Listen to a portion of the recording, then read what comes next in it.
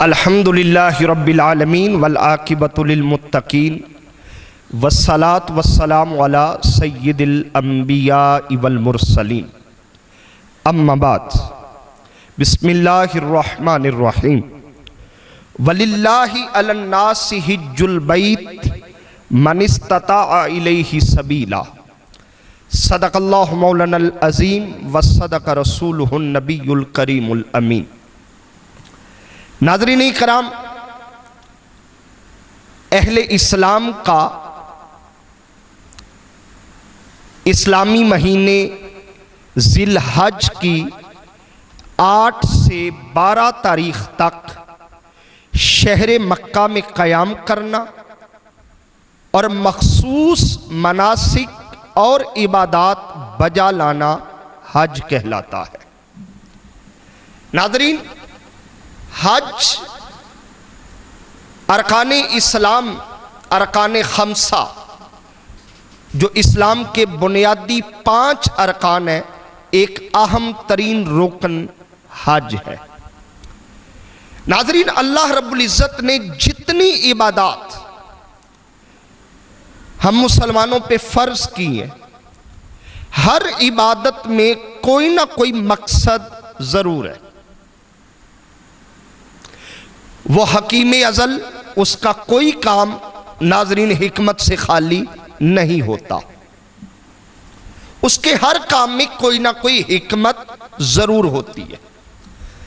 نماز بہت ساری حکمتیں ہیں، روزہ بہت ساری حکمتیں ہیں، زکوٰۃ بہت ساری حکمتیں ہیں، اور اسی طرح حج بھی حکمتوں سے بھرا ہوا ہے۔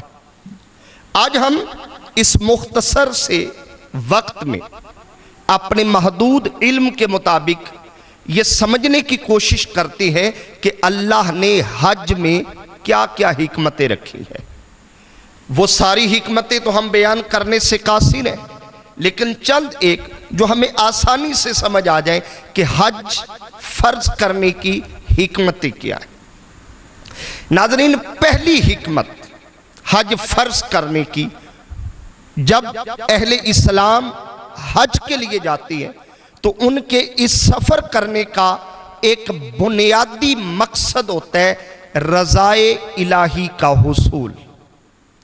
جی ناظرین، ہر انسان صاحب حیثیت، صاحب استطاعت پیسہ خرچ کرتا ہے، سفر کی مشقتیں برداشت کرتا ہے، سفر کی اونچ نیچ کو اپنی نازک طبیعت پر برداشت کرتا ہے۔ کس لیے؟ صرف اور صرف اللہ کی رضا کے لیے۔ ہر حاجی احرام باندھ کے جب طواف کرتا ہے، صفا مروہ کرتا ہے، مختلف مناسک کرتا ہے، ننگے پاؤں چلتا ہے، تو صرف ایک مقصد ہوتا ہے ناظرین کہ میرا اللہ مجھ سے راضی ہو جائے۔ اور حج اللہ کی رضا کے حصول کا ایک بہترین اور جامع ذریعہ ہے۔ دوسرا مقصد وہ ہے اجتماعیت۔ ناظرین، اسلام نے اپنے پیروکاروں کو اجتماعیت کا ایک طریقہ اور ایک مکمل دستور العمل دیا۔ ہم دیکھتی ہیں نماز فرض ہے، ہم چاہے تو گھر میں پڑھ سکتی ہیں، لیکن اسلام ہمیں 5 وقت مسجد میں جا کر با جماعت نماز ادا کرنے کا حکم دیتا ہے، تاکید کرتا ہے۔ کیوں؟ اس لیے کہ جب اہل محلہ اکٹھے ہوتی ہے، ایک دوسرے کے خیالات کا تبادلہ ہوتا ہے، ایک دوسرے کی احوال پرسی ہوتی ہے، ایک دوسرے سے میل جول اور ایک دوسرے سے محبتیں بڑھتی ہیں۔ یہ اجتماعیت کا بنیادی نقطہ اور اس کی روح ہے۔ پھر 8 دن بعد ایک جمعہ آتا ہے، جمعے پر اجتماع ہمارا اور زیادہ ہوتا ہے۔ جمعے کے بعد پھر سال کے بعد عیدین، جس میں پورا شہر ایک گراؤنڈ میں اکٹھا ہوتا ہے، تو یہ اجتماعیت کا تصور بڑھتا چلا جاتا ہے۔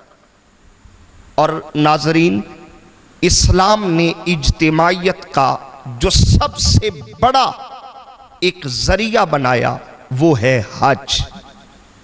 یہ ایک اہل اسلام کی عالمی کانفرنس ہے، اہل اسلام کا ایک عالمی اجتماع ہے جس میں سینکڑوں نہیں، ہزاروں نہیں، لاکھوں کی تعداد میں حجاج کرام مختلف علاقوں سے، مختلف تہذیبوں کے ساتھ، مختلف ثقافتوں کے ساتھ، مختلف معیشت کے ساتھ آتی ہیں اور ایک دوسرے کے ساتھ اپنی تہذیب کا، ثقافت کا، خیالات کا، افکار کا تبادلہ ہوتا ہے، تو جس سے اتحاد امت بہت زیادہ فروغ پاتا ہے۔ اور حج کا بنیادی تیسرا مقصد وہ ہے کہ اسلام کی شان و شوکت کا مظاہرہ۔ جب مختلف ممالک سے مختلف رنگوں کے لوگ، مختلف مزاجوں کے لوگ، مختلف مذاقوں کے لوگ، مختلف زبانوں کے لوگ، مختلف تہذیب، تمدن، معاشرت، الغرض ہر چیز مختلف ہے، مگر ان کے اندر کامن جو ایک بات ہوتی ہے کہ وہ سب ایک اللہ کے ماننے والے ہوتے ہیں، ایک اللہ کے ماننے والے ہوتے ہیں۔ اور پھر عالم کفر کے دلوں پر ایک بہت بڑی چوٹ ہوتی ہے کہ مسلمانوں کی طاقت محدود نہیں، مسلمان بلکہ زمین کے خطے پر جہاں جہاں سانس لی جاتی ہے وہاں وہاں پر اللہ اور اس کے رسول کا نام لینے والے موجود ہیں۔ تو یہ اسلام کی شان و شوکت کے اظہار کا ایک بہترین ذریعہ ہے۔ حج کا چوتھا بنیادی مقصد وہ ہے مساوات۔ رنگ مختلف، زبانیں مختلف، لباس مختلف، تہذیب مختلف، اب یہ جو اختلاف پایا جاتا ہے تہذیبوں میں، رنگوں میں، مذاقوں میں، ایک زبانوں میں، ساری تفریق ختم کر کے ایک ہی صف میں کھڑے محمود و ایاز، نہ کوئی بندہ رہا نہ کوئی بندہ نواز۔ یہ مساوات کا ایک حسین اور خوبصورت مظاہرہ۔ اور حج کا بنیادی پانچواں مقصد انسان کی اپنی اصلاح ہے، جس میں بنیادی انسان کے اندر عفو و درگزر کا جذبہ پیدا کرنا ہے۔ حج کی جب مشقتیں بندہ برداشت کرتا ہے، حج کی مصیبتیں برداشت کرتا ہے، اب میں مصیبت کہنا نہیں چاہیے لیکن چونکہ ایک سخت وقت ہوتا ہے حج کے دوران انسان پہ، اس کو وہ اپنی طبیعت پہ برداشت کرتا ہے، ایک دوسرے کی زیادتی کو برداشت، غصہ آتا ہے۔ اب جو لوگ وہاں جاتے ہیں عمرے کے لیے یا حج کے لیے، آپ ان سے وہ بہتر جانتے ہیں کہ غصہ بھی بندے کو بہت آتا ہے، طبیعت میں ایک عجیب، تو یہ انسان کی صفائی کے لیے ہوتا ہے کہ انسان اپنے غصے کو ضبط کرے اور انسان کے اندر عفو و درگزر کا ایک جذبہ پیدا ہو۔ اور حج کا ایک بنیادی مقصد ہے اصلاح نفس کا ذریعہ ہے حج۔ اللہ رب العزت دوران حج انسان سے ہر قسم کی مادیت کو دور فرماتا ہے، ہر قسم کے فسق سے بچنے کا حکم دیتا ہے، برائی سے بچنے کا، برے کاموں سے بچنے کا حکم دیتا ہے، اور جتنے دن بندہ سرزمین حرم پہ رہتا ہے اللہ رب العزت بندہ اللہ کے نظارے جب کرتا ہے، اس کی قدرت کے نظارے کرتا ہے تو اپنے نفس میں ایک بہتری محسوس کرتا ہے، انسان کی نفس کی اصلاح ہوتی۔ اور حج کا ساتواں ایک بنیادی مقصد وہ ہے حج ذریعہ تشکر، شکر ادا کرنے کا بہترین ذریعہ حج ہے۔ انسان حج کے دوران شکر ادا کرتا ہے کہ اللہ رب العزت نے اسے مال جیسی نعمت دی ہے، یہ مال کا شکر ہے، بدن سلامت ہے، یہ بدن کا شکر ہے، یعنی مالی شکر بھی اور بدنی شکر کا بھی بہترین ذریعہ حج ہے۔ اور حج کا آٹھواں بنیادی مقصد وہ ہے علم کی اشاعت۔ اس نقطے کو شاید آج ہم بہت اچھے طریقے سے نہ سمجھ پائیں، مگر کچھ صدیاں پیچھے چلیں، زیادہ نہیں 2-3 صدیاں پیچھے چلیں، جب اشاعت علم کے اتنے جدید انداز نہیں تھے، اتنے چھاپے خانے تھی، اتنی کثیر تعداد میں بکس نہیں تھی، کتابیں نہیں تھی، کتابیں چھپتی نہیں تھی، ہاتھ سے لکھا جاتا، لوگ ہزاروں میل پیدل سفر کر کے ایک محدث کے پاس حدیث سننے جاتے، مفسر کے پاس تفسیر سننے جاتے، مورخ کے پاس تاریخ سننے جاتے، بہت طویل سفر کرنا پڑتا، تو اللہ رب العزت نے ایک حج ذریعہ رکھا۔